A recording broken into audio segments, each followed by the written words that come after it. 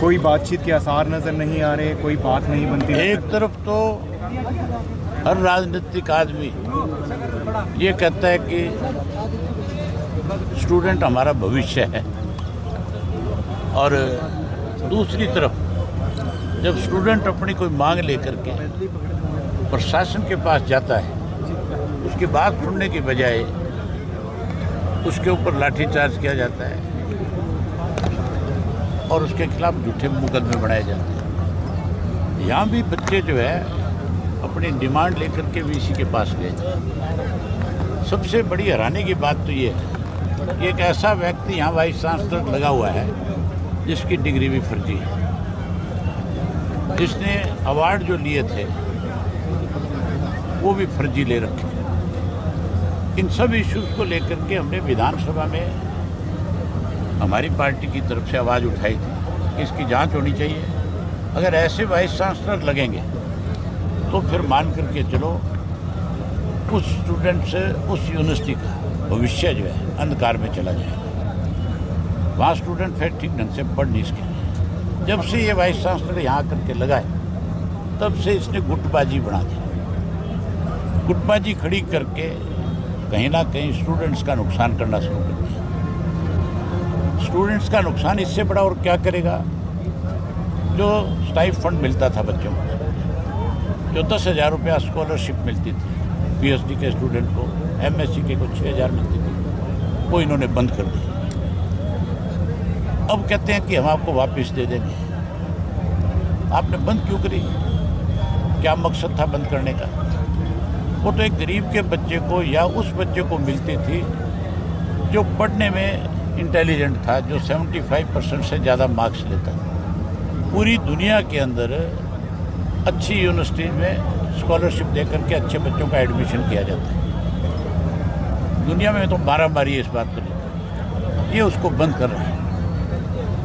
Number 2, यहाँ पे इसने इस तरह से ग्रुपबाजी खड़ी कर दी, जात पात इस तरह का जहर घोलना शुरू कर दिया। आज के अखबार में भी खबर छुपा रखी है कि कंबोज जाति का वाइस चांसलर, इसके लिए विशेष वर्ग के लोग जो है इसको इस पद पे देखना नहीं चाहते। हमने कंबोज जाति के लोगों को कितने को एमएलए बनाया, मिनिस्टर बनाया, कितनी बड़ी बड़ी जिम्मेवारियां सौंपी। जिनमें काबिलियत थी उनको पद दिए जाते हैं, लेकिन यहाँ काबिलियत नहीं देखी जाती। यहाँ तो कैडर देखा जाता है कि किस कैडर का है। ये आरएसएस कैडर का व्यक्ति है, इसने सारी उम्र आरएसएस के लिए काम किया है। इसलिए आज इस यूनिवर्सिटी में कहीं ना कहीं राजनीति की जा रही है। ऐसे लोगों को इस तरह के पद पर नहीं रखना चाहिए, तुरंत हटाना चाहिए, बर्खास्त करना चाहिए। आपने कहा कि आप सदन में भी उठाएंगे और मुख्यमंत्री से भी बात बिल्कुल करेंगे। मैं मुख्यमंत्री से भी बात करूंगा, गवर्नर से भी बात करूंगा। और ये बच्चों ने मेमोरेंडम मुझे दिए हैं, मैं ये मेमोरेंडम उनके पास भिजवाऊंगा। ज़रूरत पड़ी तो खुद जा कर के भी मिलूंगा। और इनको केवल समर्थन देने नहीं आया हूँ, मैं इनको ये कहने आया हूँ, बताने आया हूँ कि आप मजबूती के साथ, क्योंकि इनकी जायज़ मांग है, उसके लिए लड़ो, हम आपके साथ हैं। सर, आपके राजनीतिक हम एक्सपीरियंस पूरे प्रदेश में इनके साथ खड़े होंगे। आपका बड़ा राजनीतिक करियर रहा है सर, और आपको क्या लगता है कि वाइस चांसलर को टर्मिनेट या फिर वाइस क्यों नहीं चांसलर किया को टर्मिनेट करना चाहिए, इसलिए नहीं कर रहे कि आरएसएस का आदमी है, ये संघ का आदमी है, ये कोई प्रोफेसर नहीं है। ये केवल और केवल इस तरह के इंस्टीट्यूट का, जिसका बहुत बड़ा नाम है, उसको बदनाम करना चाहता है, खराब करना चाहता है।